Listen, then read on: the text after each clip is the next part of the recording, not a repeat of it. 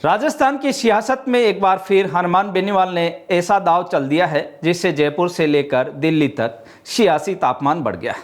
बैराणा धाम, जहां संतों का आंदोलन चल रहा था, वहीं पहुंचे आरएलपी सुप्रीमो और नागौर सांसद हनुमान बेनीवाल, और फिर जो हुआ उसने पूरी राजनीति को दो हिस्सों में बांट दिया है।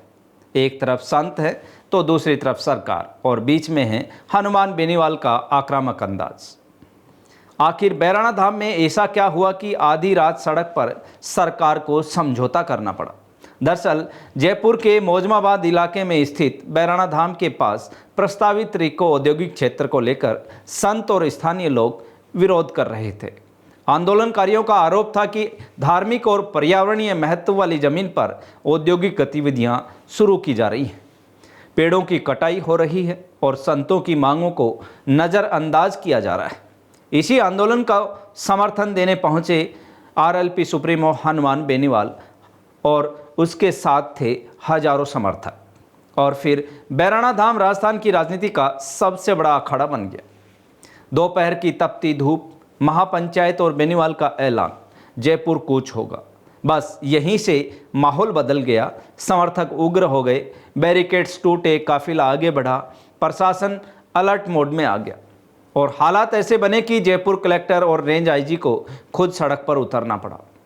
अब जरा सोचिए, आखिर ऐसा क्या दबाव था कि रात 1:30 बजे तक सड़क पर बैठकर वार्ता करनी पड़ी, और फिर रात के अंधेरे में बड़ी सहमति बनी। रिपोर्ट्स के मुताबिक जिस करीब 800 बीघा जमीन पर रिको का काम प्रस्तावित था, उसे तत्काल प्रभाव से रोकने का आश्वासन दिया गया। साथ ही संतों की मांगों और भूमि विवाद की समीक्षा के लिए विशेष कमेटी बनाने पर भी सहमति बनी। इसके बाद हनुमान बेनीवाल ने जयपुर कूच स्थगित करने का ऐलान किया और इसे संतों और जनता की बड़ी जीत बताया।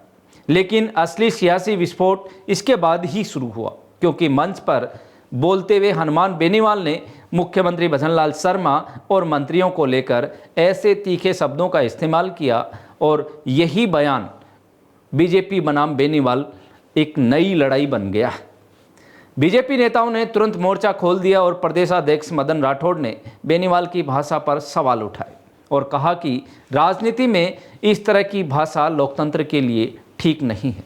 वहीं बीजेपी प्रवक्ता रामलाल शर्मा ने भी कड़ा पलटवार करते हुए बेनीवाल की शैली पर निशाना साधा और कहा कि जनता सब देख रही है। लेकिन सबसे बड़ा सवाल, क्या हनुमान बेनीवाल फिर वही पुरानी किसान और संतों की राजनीति को नई ताकत देने की कोशिश कर रहे हैं?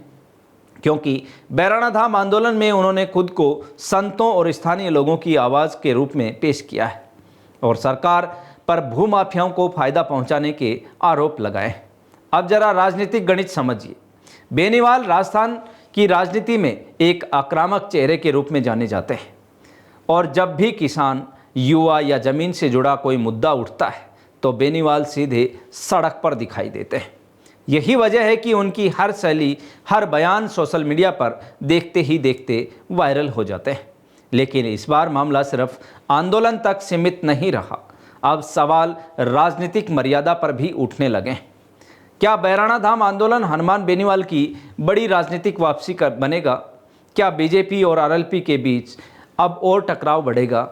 चलिए सुनते हैं हनुमान बेनीवाल ने बैराणा धाम के मंच से मंत्री और मुख्यमंत्री को लेकर क्या कुछ कहा। सीधी उंगली से नहीं निकलता है तो उंगली टेढ़ी करनी पड़ती है, और भजनलाल को तो वो उपाधि आप दे दो जो मूर्खों का सबसे बड़ा राजा होता, मूर्खाधिराज। आज राष्ट्रीय लोकतांत्रिक पार्टी की तरफ से साधु संतों के सानिध्य में मैं भजनलाल जी को उपाधि देता हूं कि जितने भी मूर्ख हैं उनके वो राजा है और वो मूर्खाधिराज है।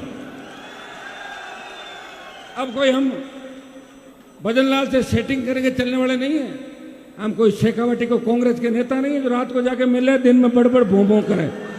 सीधी लड़ाई होगी, आर पार की लड़ाई होगी। या तो मूर्खाधिराज समझ जाएंगे और इन साधु संतों की मान लेंगे, क्योंकि साधुओं से जो भी टकराया उसका अस्तित्व खत्म हो गया। मैंने बड़े बड़े नेताओं को साधुओं के कदमों में पड़े हुए देखा है। भाई दुर्भाग्य से मैं इनके साथ खड़ा हूं। ये बेचारे जब तकलीफ है तो कांग्रेस के लोग मुझे पुकारते हैं, हनुमान जी आप हमारी मदद करो, हमने आपकी खिलाफत की राजस्थान में, लेकिन मोदी के खिलाफ आप भी हो, हम भी हैं, एक साथ बैठते हैं विपक्ष से, ले जाओ मुझे कहाँ ले जाना है, तैयार हूँ मोदी के खिलाफ। ऐसी हिम्मत अगर किसी के अंदर है, वो आपके सांसद के अंदर हिम्मत है, जो एक बार आगे बढ़ जाता है उसके कदम पीछे नहीं हटते, सामने तोप हो तलवार। वसुंधरा राजे का आतंक अगर राजस्थान में खत्म किया, उसकी गिग्गी बांधी थी वसुंधरा की, वो नागौर के सांसद ने वसुंधरा का जुल्म और आतंक राजस्थान में खत्म किया। लेकिन मुझे क्या पता कि वसुंधरा का आतंक खत्म करने के बाद ये भजनलाल पैदा होगा, मैं कभी ये काम नहीं करता। जिस तरह वो शिखर अग्रवाल, जिसके चरित्र को लेकर पूरी दुनिया जानती है, ऐसे चरित्रहीन व्यक्ति को जो भजनलाल को चलाता था, शिखर, उसकी पूरी टीम, तमाम वो अधिकारी राजस्थान के अंदर, तमाम मंत्री जो अखंड भ्रष्टाचार के अंदर डूबे हुए हैं, ये भजन सरकार है। और ये मूर्खों की जो कैबिनेट है इनके मूर्खाधिराज और मूर्ख जो समझ नहीं पा रहे हैं कि लाख की संख्या जब चलेगी राजधानी की ओर, तब मूर्खों तुम कहां छुप जाओगे राजधानी में, ये भी तुम्हें सोचने की आवश्यकता। और सबसे बड़ा सवाल, क्या सरकार संतों की सभी मांगे पूरा करेगी? फिलहाल राजस्थान की राजनीति में बैराणा धाम सबसे बड़ा रण क्षेत्र बन चुका है। आपकी क्या राय है? क्या हनुमान बेनीवाल ने संतों की आवाज उठाई है या राजनीतिक ज्यादा हुई है?